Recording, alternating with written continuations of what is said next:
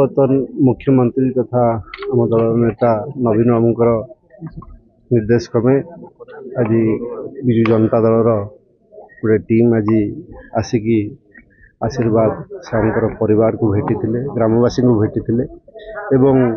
Spot inquiry करते कौटी कौन घटना घटला कौन दाबी रही समस्त से गोटे कथा जदि इन्वेस्टिगेशन प्रथम 15 तारीख रु ठीक से पुलिस इन्वेस्टिगेशन करिथांता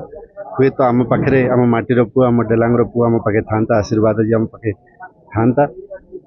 कहीं प्रथम भी ग्रामवासी परिवार लोकंर संदेह थिला जे मेन आक्यूज रही किंतु कौन पाई पुलिस से पाखु नहीं इन्वेस्टिगेशन कले नहीं पचरा उचरा कले नहीं एवं परवर्ती समय जो 18 तारीख जो डॉग स्क्वाड आसला जो घर को जाइला स्पॉट को जाकि डॉग पहुंचीला तापर जो पुलिस ग्रामवासी जो दाबी रहा आपको इन्वेस्टिगेशन करूँ जहाँ दिलु बाबू कहते बापा कहते इन्वेस्टिगेशन करूँ आम समस्त आपरे संदेह अच्छी से नहीं इन्वेस्टिगेशन करते कौन पाई परवर्ती समय कहा चापरे चेपा होगी छाड़ी देते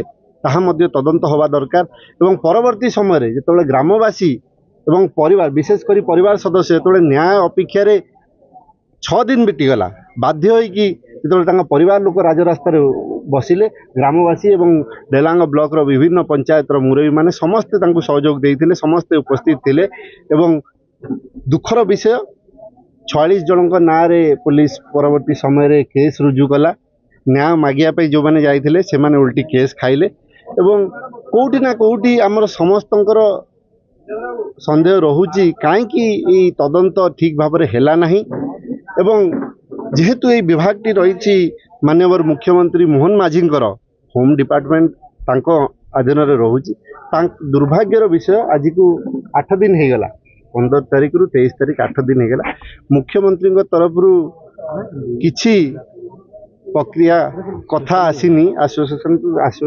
तो दूर कथा किछि कथा भी मध्य से रखी ना एवं दुखर विषय जो दिन स्ट्राइक थिला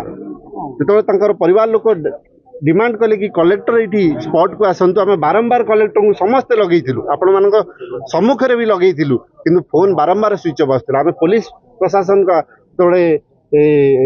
एसपी प्रतिनिधि हिसाब से एडिशनल एसपी आसते निवेदन कलु आप स्पेशल मेसेंजर जरिया कहतु आम कलेक्टर सहित परिवार भेटापी चाहते कथापी चाहते किंतु तरफ किसी उत्तर आसलानी कि परवर्ती समय भी से आसिक परिवार को भेटले कि ग्रामवासी को भेटले कौन मिलला ना परिवार एवं ग्रामवासी 46 जनों ना केस रुजु करागला किए रुजु कला पुलिस निजे रुजु कला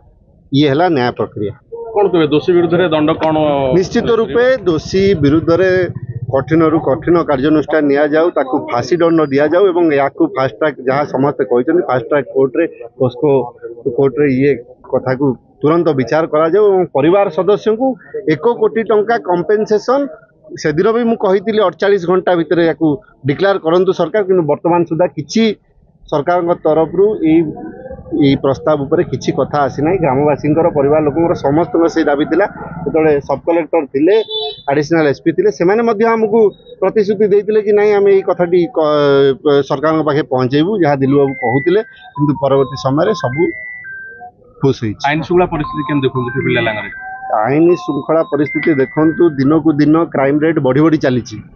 विशेषकर ये सरकार नूतन सरकार आसवा पर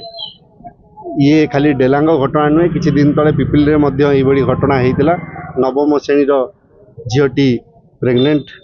हो जाता आप सब तथ्य रही ये खाली खाली डेलांग पिपिल कथा नुहे सारा ओडिशार कथा एवं ड्रग्स बेपार हिरोइन कारोबार ड्रग्स कारोबार ये बढ़ी बढ़ी चली चोरा मद कारोबार बढ़ी बढ़ी चली दिन राति खଣି माफिया राज चली।